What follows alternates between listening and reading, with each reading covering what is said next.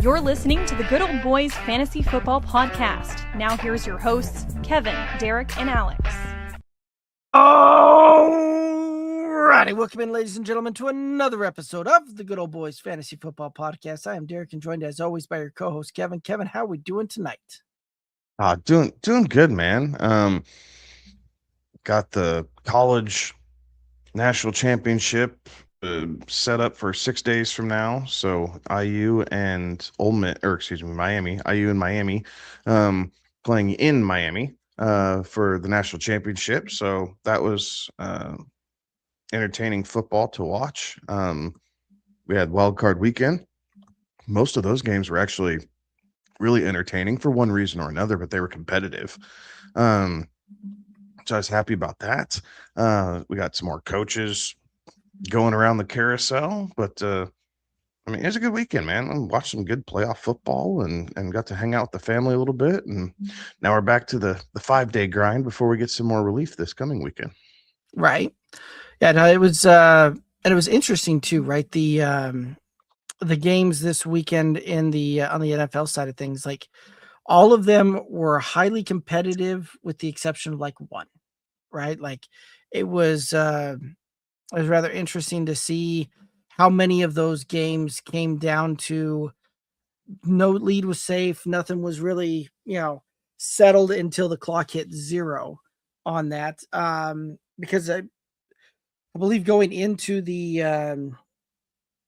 that Sunday night game, the vast majority of those contests, whoever had been leading it with 3 minutes left to go in the game had lost several of those. So it was very interesting to see how some of that played out, and we'll get some games going on Saturday, some more on Sunday, and there should be some good matchups here and some interesting ones here coming down the pike. But anything that really kind of stood out to you in the wild card weekend?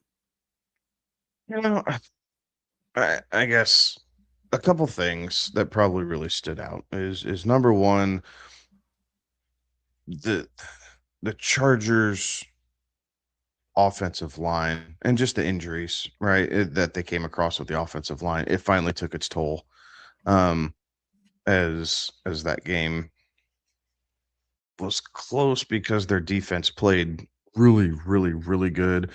But it really wasn't that close because I don't know that you ever felt like Herbert could stay upright long enough to put a drive together and make that a tightly contested game. So their offensive line definitely let them down. Do the Carolina Panthers, here's another one. Do the Carolina Panthers just need to play the LA Rams every week and then we feel completely different about said Carolina Panthers? Right. That was insane. Yeah, like Bryce Young didn't have a terrible game. Like he wasn't all pro, but he didn't have a terrible game. It was back and forth. The game script was fairly similar to what it was back in week 13 when they played each other. The only difference was that the Rams converted on their final drive and got the touchdown as opposed to not converting on fourth down in week 13, and the Panthers came out with a win. But that game was extremely entertaining and a great way to kick off wild card weekend. My only hope is that Matthew Stafford's finger doesn't give him any issues going forward in the playoffs, because he's been playing well, but I just, potential MVP, but I'd hate to see finger issue derail. It'd be a really special playoff run for the Rams. So right. I think, what else do I think out of this weekend? I think the Jags, as good as their run getting into the playoffs were, I think they maybe realized that they weren't quite ready for that next step. Buffalo knew what they had to do. They've been in that situation before, and they knew how to handle their business and went out and did that. Pretty good game overall still, right? Back and forth, especially in the fourth quarter. What was it? 4 lead changes in the final right 8 minutes of that game, something like that. Right. So, I don't I That don't was know though fun. if you're Jacksonville, why you only have Travis Etienne run the ball 10 times when he's getting 6.5 yards a clip, right?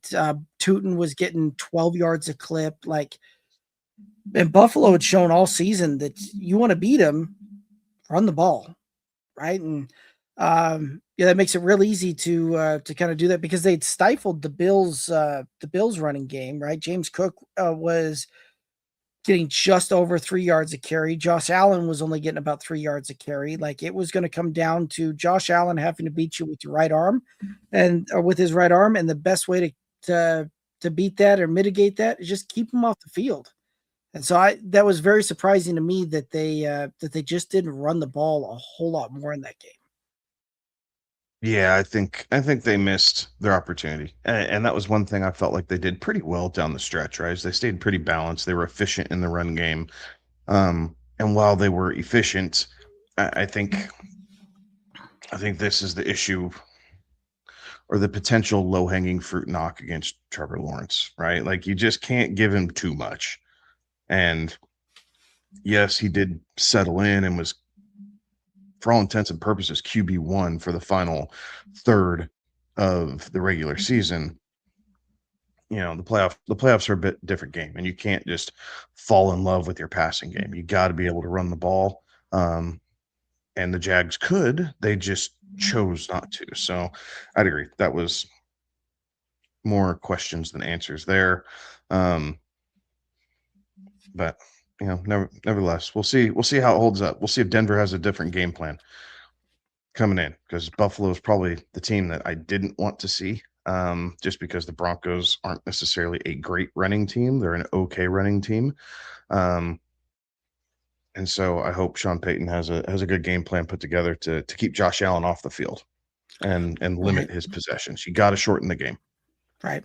No, that was one that I was hoping in the Sunday night game that the Chargers had pulled the upset and we got to see the Chargers again, but was not the case. And I'm gonna lie, Buffalo nor the Texans were two teams that I would have been overly thrilled having to kick off against the divisional round against. But it is what it is, and we'll see what happens on Saturday here. Eagles 49ers, they played a good game in that. Eagles they had plenty of turnovers though. And George Kittle also going down. We'll see what the Niners are able to do without him down the stretch here, and what that kind of recovery and time frame looks like for him coming back. Yeah, another torn Achilles, and not necessarily another one for George Kittle, but just another one in general. I feel like we've seen this injury pop up more and more here the last couple Mhm. seasons, and Right. it's unfortunate. I'm not sure what necessarily is the cause of it. I'm not a sports and exercise science major, um, so I can't technically speak to it. It's just visually, everybody kind of sees the cues now, right? Like you see where the camera is, you can see it shoot up the calf, and you see that pop, and the players instantly lifting a leg and falling down. It's just a terrible injury. So, I hope speedy recovery for all of them, but definitely unfortunate. And the Niners just continue to find a way, Right. right? Like this is the is it the coaching genius of Kyle Shanahan? Like he just finds enough ways to get his guys into the right play once or twice. That trick play, um, where Juwan Jennings threw the ball to Christian McCaffrey was perfectly timed. Perfect pass too. Like he threw a dot. Um, so that was super interesting. And the Eagles just fell apart at the seams. Coincidentally, they fired their offensive coordinator. I was watching a TikTok reel, and they're interviewing a kid. And I don't know, I'd probably tell you the kid was 13 years old.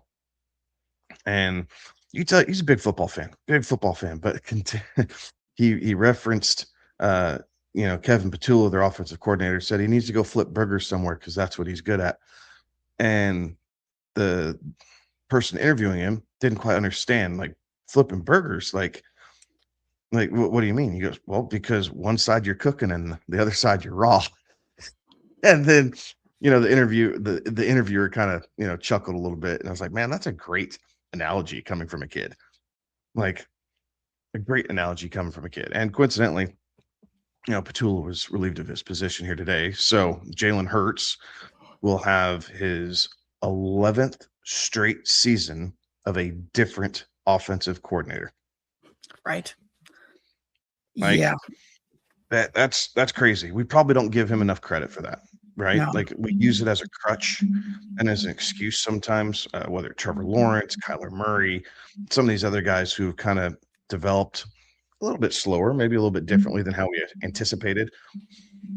But Jalen Hurts just is kind of the consummate pro. He doesn't say a whole bunch about it, but 11 consecutive changes at offensive coordinator, and he still just goes out and finds a way to try Get and the job done. Yeah. Yeah. So AJ Brown, I feel that experiment might be over, Derek. Like, and I know that they still owe him a bag, and it's going to be hard to move him. But it does make you wonder if the Eagles could get somewhat of a reasonable compensation package for AJ Brown, if they would ship him off to someone in the AFC and try and just start over, run it with Devonta Smith and Dallas Goedert, and bring in a new young wide receiver opposite of Devonta Smith and see what you can do, because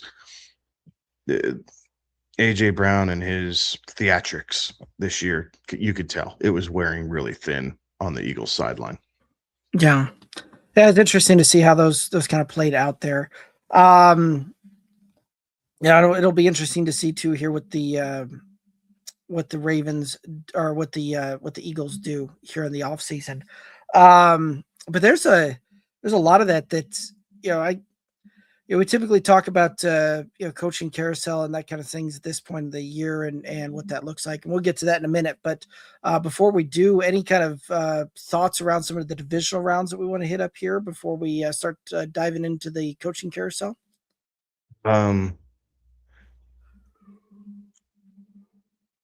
I guess so. I'll start in the NFC with Seattle and the 49ers.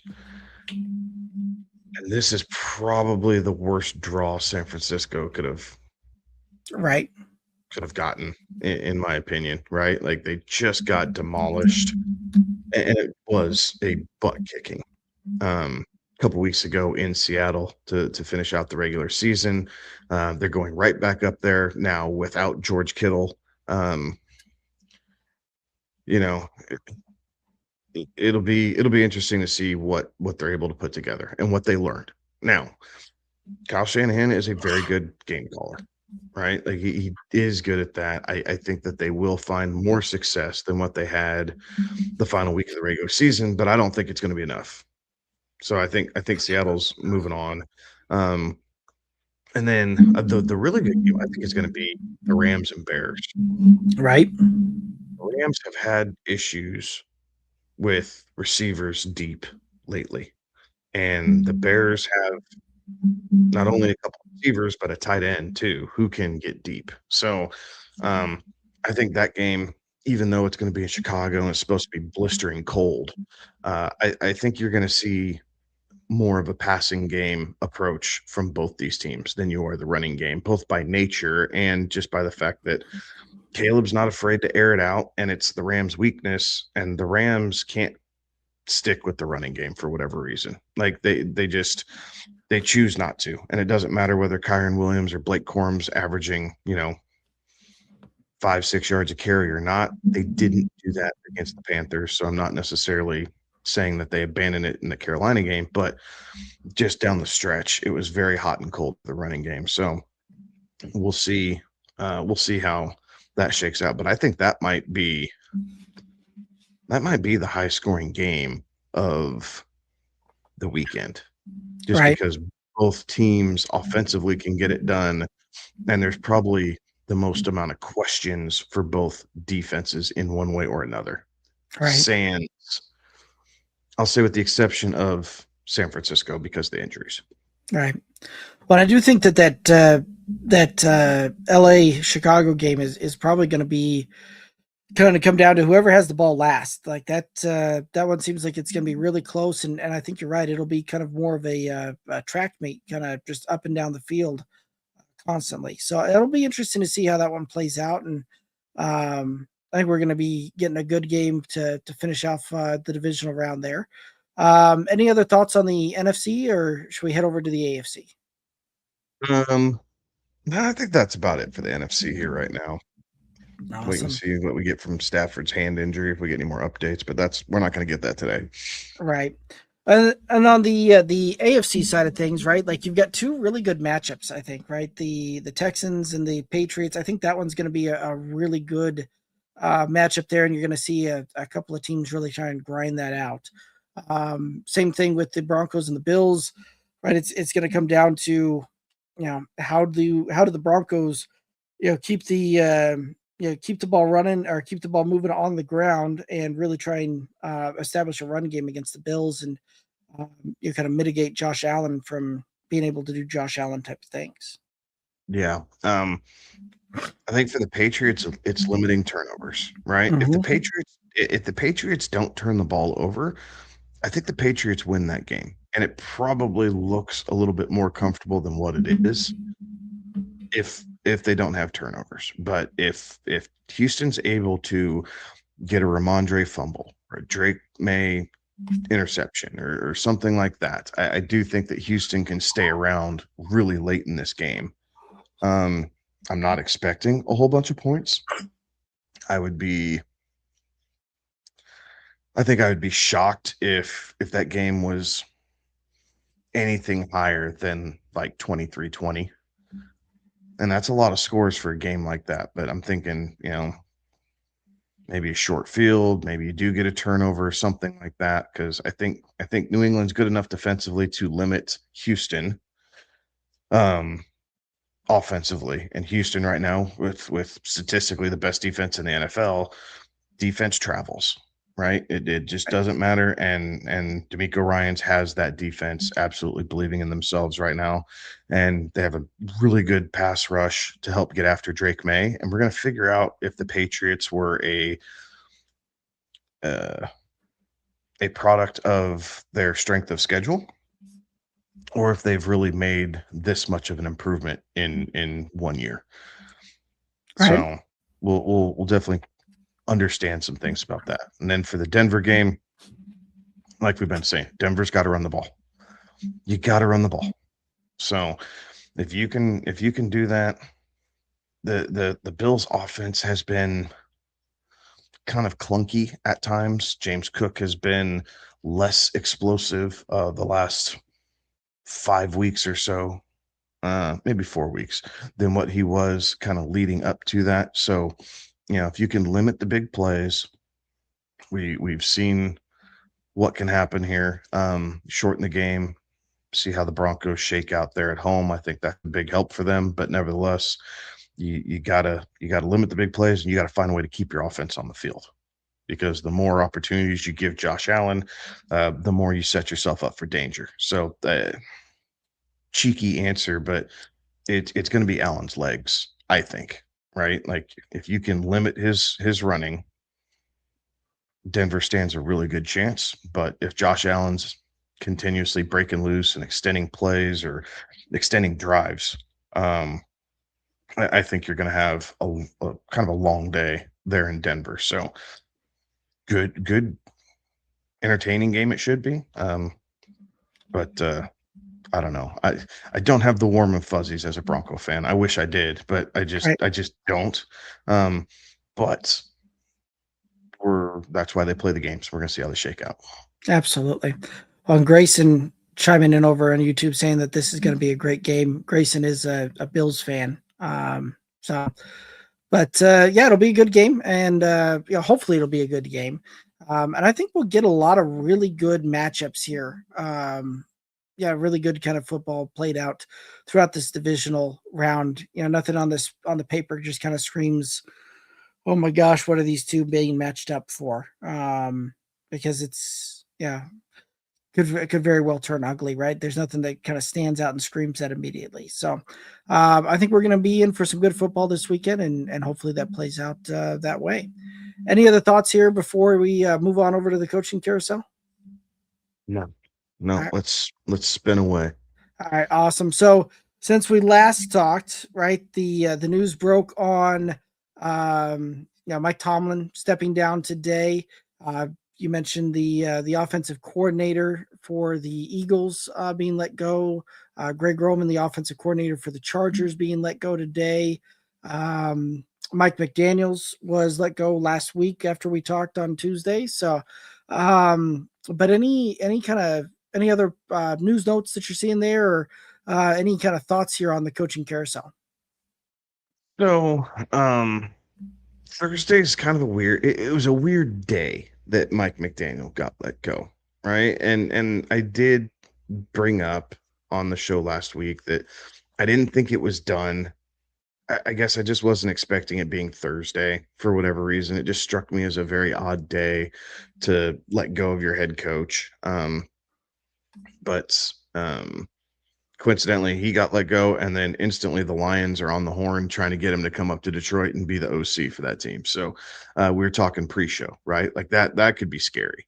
Mm-hmm. Because I do think that Mike McDaniels has a good offensive line. I just think I don't think he's a great head coach. And if you can put him on one side of the ball, his strength, and have him just focus on that, I think you could do some really electrifying things in Detroit, where they play in a dome for half the season at least, and you have speed and playmakers all over the field for him. So that could be entertaining. Tomlin stepping down. We talked about this a little bit too. I know that there are a lot of people kind of calling for that and just kind of rinse and repeat, right? The Steelers have been kind of the same team for the last 8 years, basically, right? Like, you're good enough to get to the dance, but once you get to the dance, you're just kind of outgunned. And so I thought it was a real class act by the Steelers that, they let why do I keep doing this? They let Mike Tomlin control that narrative, right? They allowed him to address the team. They allowed him to step down in the utmost grace and humility possible. And I don't know that I would expect anything less from the Steelers. Say what you will about the fan base. At times they're a little obnoxious, but I think that's probably just Pittsburgh, or not Pittsburgh, Phil, or Pennsylvania in general, because Eagles fans are quite obnoxious too. But nevertheless, they handled it that way. If Tomlin wants to coach, he's going to be able to pick whatever group he wants, right? Whatever squad he wants. If Tomlin's wanting to coach, he'll absolutely be able to coach, whoever and wherever he would like. I think it's going to be interesting to see what teams do if, you have Tomlin or Harbaugh, right? If you're down between those two choices, like what direction teams kind of lean and see where that goes. But I expect Tomlin to have at least 1 million invitations for an interview as he could shake a stick at.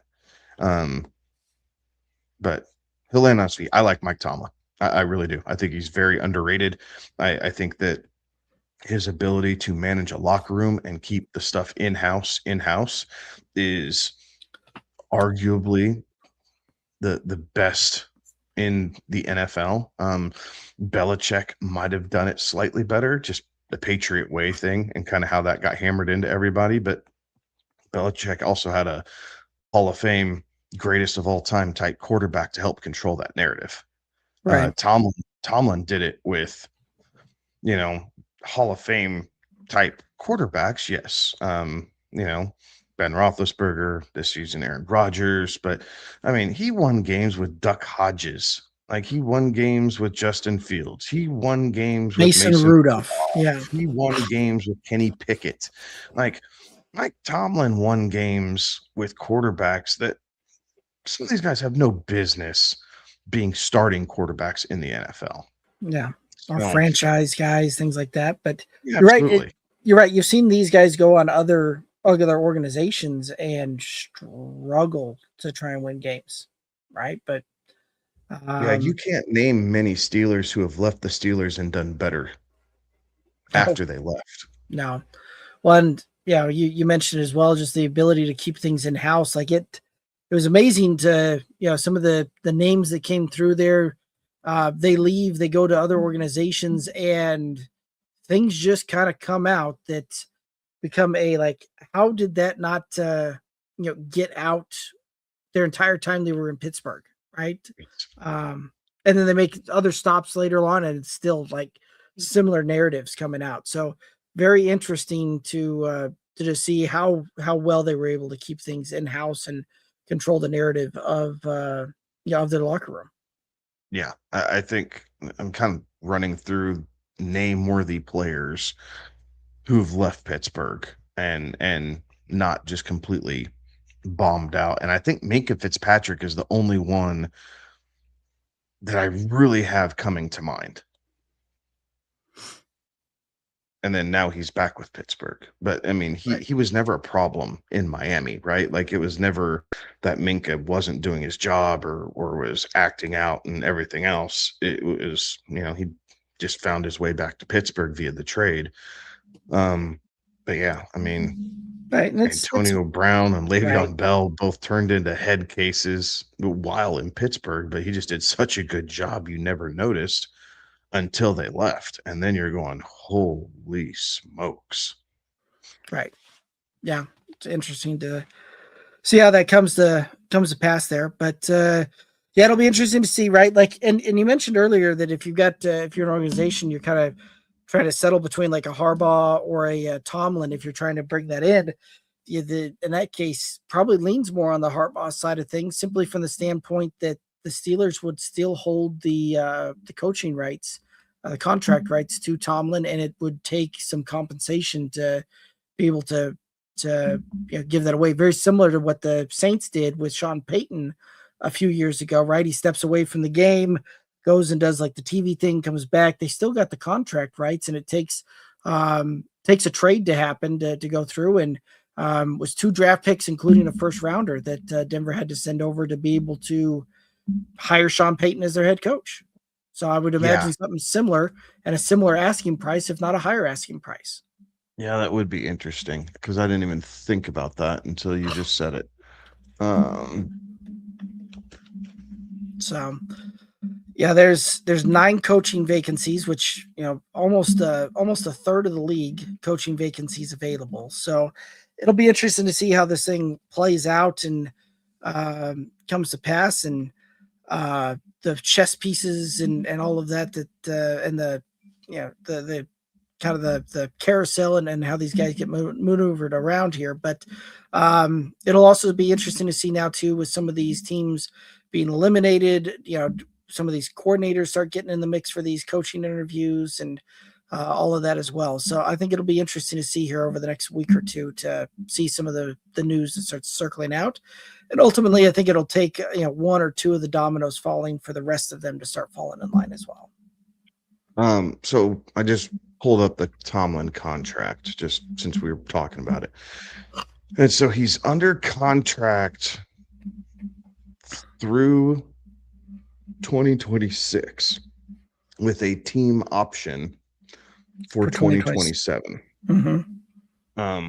His contract also has a no trade clause. Yeah, but they can waive that. Yeah. I mean, everybody can waive that if that's what he's wanting to do.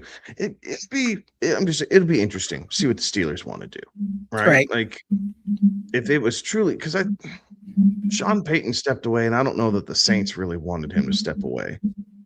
If it was truly amicable with the Steelers and Tomlin, it will be interesting to see how long they hold those rights. Or if they decide, you know what, we're just going to hold on to it. You said you want to go do other ventures. We're going to allow those other ventures, but it's not going to be on a sideline. Right? It's TV deals. It's, that type of thing. Broadcasting, sitting in a booth, like whatever you want to do. and hold teams to it unless they want to, like you said, bust out the draft picks and financial compensation, all that good stuff to get them over. Right. I think it would be interesting to see, because I do believe that that with the contracts there as well, that it doesn't necessarily go through a year, right? Like if it's if they leave it, or and kind of do almost a retirement type of thing, or they step away from that, they yeah, it still requires basically finishing that out in years of service for that to come back through. So I'd have to do some more research on that to see how that plays out. So one of those that Might be even how they file it with the league too, yeah. right? Like if the Steelers choose to, okay, like we're just going to continue to pay him, and so that way they hold those rights, or if they can put a pause on it, or if they can just say, okay, here's what we're going to do to kind of make it null and void. Right. Yeah, because it was, I know with like Gronk, when he retired from the Patriots, right, for him to go to Tampa, he had to return and have a trade happen for that to go through, even though he had retired and all of that. The Patriots still had his the rights to his contract. So I'd have to really kind of dive into that and see what that looks like, and how that kind of plays out there. So be interesting to see how that plays out. But any other thoughts on this particular topic? No, sir. All right, awesome.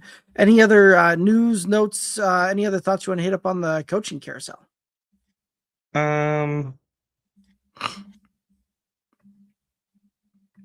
No, I don't think so. I think, you kind of get bits and pieces here and there of what teams are doing. I think you're going to see a lot of traction going into Pro Bowl weekend. Mm-hmm.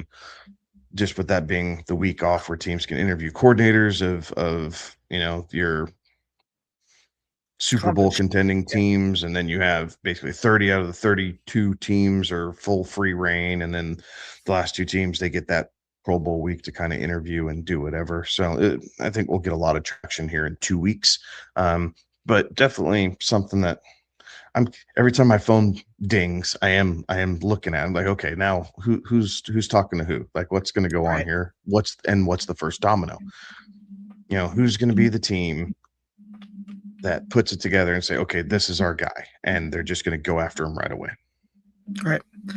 Yeah, it'll be interesting to see how this one plays out, and just like most years, it seems to be that takes that very first domino to fall to have the rest of them start kind of falling in line there. So it'll be interesting to see how this plays out here, and it should be worth keeping an eye on here over the next couple of weeks. Before we call it a night, though, we do have a guess the player for 2025 based off of some clues for fantasy production. And with this one, you've got 5 clues to guess the player. Let me know when you're ready, and I'll set the stage. All right, go for it. Here we go. So these are not clues here, but it'll be a wide receiver position. They did finish inside the top 24 at the position in half-point PPR scoring. Actually, I guess that would be the very first clue there. Is it's a wide receiver finished the 2025 season as a top 24 wide receiver in half-point PPR, and this outperformed their preseason average draft position. So that'd be clue 1. Any guesses you want to take, or ready for clue 2? Outperformed their preseason. Parker Washington. It is not Parker Washington. Okay. Your next clue is they ranked top 20 in targets per game, serving as a consistent focal point in their team's passing offense. They averaged just under 10 targets a game. George Pickens. It was not George Pickens. I like the guess, though. Definitely would fit clues 1 and 2. Clue number 3. Despite not reaching 10 touchdowns, this player maintained fantasy value throughout their reliable weekly volume.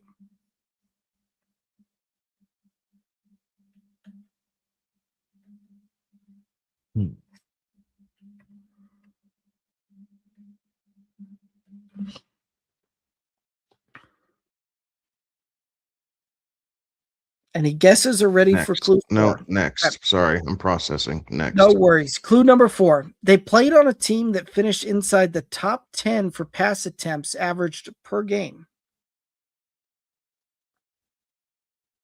Top 10 pass attempts per game. Top 24.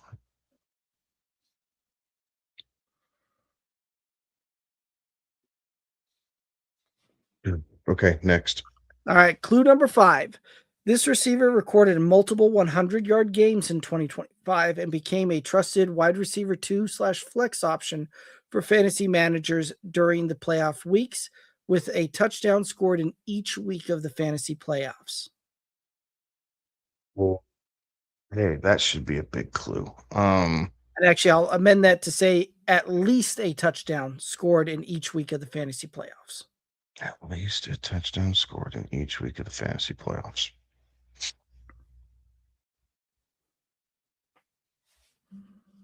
DJ Moore. No, it's not DJ Moore. He was terrible the first half of the season. Yes. Can't be DJ Moore. Yes, and DJ Moore finished at wide receiver 32, so he would not fit the top 24 narrative. No. Okay, so I have one bonus clue for you as a final clue if you're ready. Okay. So you mentioned George Pickens earlier. This player had more targets than George Pickens on the fantasy season. Okay.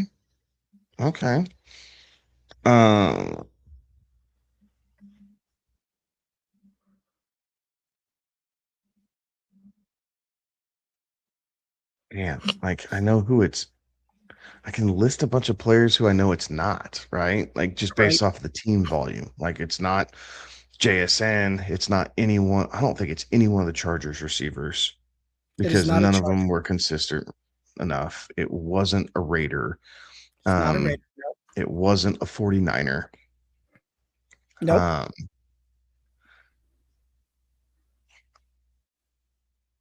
It wasn't a Ram because Adams was hurt with the hamstring, so it couldn't have been him. It wasn't a Buccaneer. Nope. Is it Ted McMillan? It is not Ted McMillan.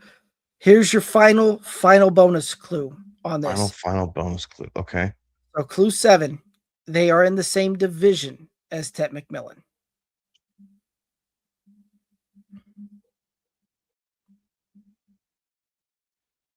Is it Olave? It is Chris Olave. Okay. So Chris Olave on Makes sense. So Chris Olave last year, right, finished as wide receiver number 6 overall. So fitting clue 1. He actually in a per target basis was ranked inside the top 10 with averaging just under 10 targets per game. Had 9 touchdowns, so he didn't quite reach the 10 touchdown mark, but at wide receiver 6 was fantasy gold for you. And the Saints last year were with their 33 pass attempts per game were inside the top 10 for most pass attempts by a team. And Chris Olave had several 100-yard games week in, week out. And when looking at that, he had at least 3 different top 10 games, or 3 different 100+ yard games, and scored touchdowns in week 15, 2 touchdowns week 16, and a touchdown in week 17. Oh, Chris Olave. Right. So just a little fun there, and we'll have some more of those as we continue through the off season there. But definitely kind of an healthy, right? And even with a lot of question marks at the quarterback, right? Like those were the 2 knocks coming in on him: was could he stay healthy, and what was the quarterback situation was not going to be a great one. And it didn't matter this year, right? Wide receiver 6, and if you drafted him way down the board, you were happy with that one. Absolutely. So, all righty. Well, I do believe that that's going to take us to the end of it. Any final thoughts out there for the viewers and listeners? Enjoy the divisional round. 2 games Saturday, 2 games Sunday, national championship game the following Monday. So we got 3 really good days of football until we meet again. So we'll see how those shake out. Yeah, other than that, everybody have a good week. Be safe. Absolutely. And that's going to do it for us tonight. Make sure you're hitting that like, subscribe button wherever you're listening to this at. Do appreciate everybody tuning in, chiming in. That's going to do it for us tonight. We'll be back again next Tuesday, 11 p.m. Eastern. Make sure you hit that little bell notification, get those notifications when we go live. But that's going to do it for us tonight. He's Kevin. I'm Derek. Have a good one. Be safe. Toodaloos.